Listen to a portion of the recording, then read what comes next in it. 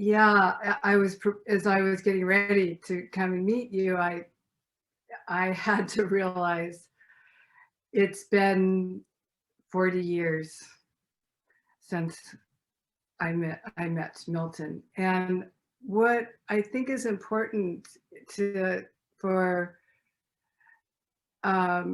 everyone listening to understand the filter in which I receive the work is to give a little bit of my history, because I was reflecting on how I was pretty much primed to understand what this work was when I met him.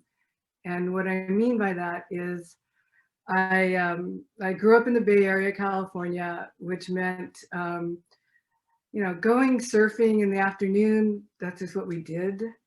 And it was the early 70s, where in the educational system, they were really doing the accelerated learning for those students that had the higher capacities. And I was on that track, and I had an older brother, 8 years older, who introduced me to going to Tai Chi class once a week with a Chinese instructor at the local college. There were these exposures to other ways of thinking and understanding life. And there was always included body movement with some kind of cognition or receptivity to how energy flowed. And it wasn't something that felt too, it was just in the soup of the Bay Area. And it was just around me. And one of the things that I did is I got a part-time job when I was 15 and saved my money. So on this accelerated track, graduating a year early, 3 days later, I moved to Hawaii and was able to support myself there and put myself through college and established a local lifestyle in that I was in an ancient hula school of dance, and we performed. And what's important about that is that the first 2 years of being in that school was taught by a Hawaiian woman that was all through the ancient culture traditions. And those first 2 years, you were not allowed to ask a question. You were to watch the moves and then do it in your own body. And so for 2 years, I realized I'm an immersive type of learner, right? But it was 3 times a week in her school, being there and absorbing other than just cognitively, right? And getting it through my body. And I was young, right? I started when I was 17, and it was those formative adult years where the value of really learning something that way, not coming in and going, I have to understand it, but to go, what am I really seeing and feeling? And how do I bring that and move that in my own body with that expression? So the way I supported myself was teaching scuba diving. And why I loved teaching scuba diving, not just because it's in the ocean and the adventure of it, but this is how weird I am. So this is why I'm sharing this, so you'll understand. But for me, it was such a joy to have, it was tourists that I mostly taught, and they would come over, and of course they're used to the way they are, who they are, and how they are in the world, and then they're in paradise, right? And now they're learning to use the equipment so they can dive. And once they got into this environment under the water where it was no longer their words they could use, they had to come into this other part of themselves to truly relate. That would just satisfy my heart so much. So this is why I loved teaching scuba diving.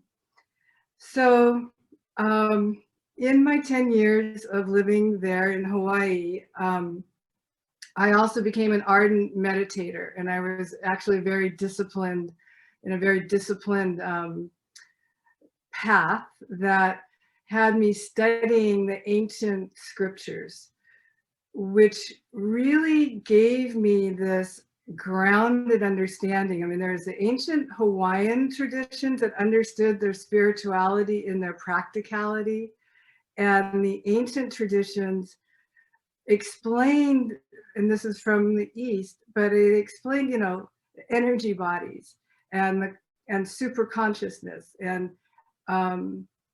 I actually studied that. So there was this cognition.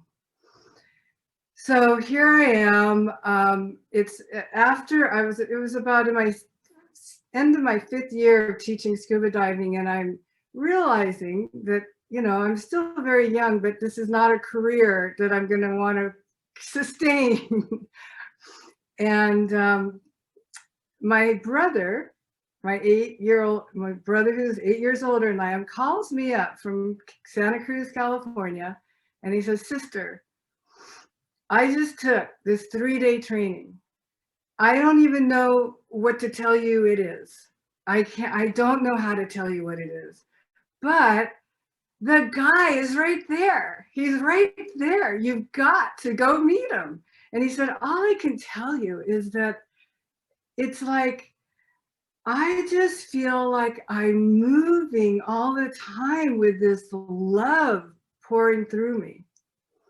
And I'm like, "Okay, that's good enough for me. Yeah, what's his name? Where do I go?" And it turned out that Dr. Trager was scheduled to give a demo in the next couple of weeks. So I show up at this official demo, and at the time he's probably about 73 years old.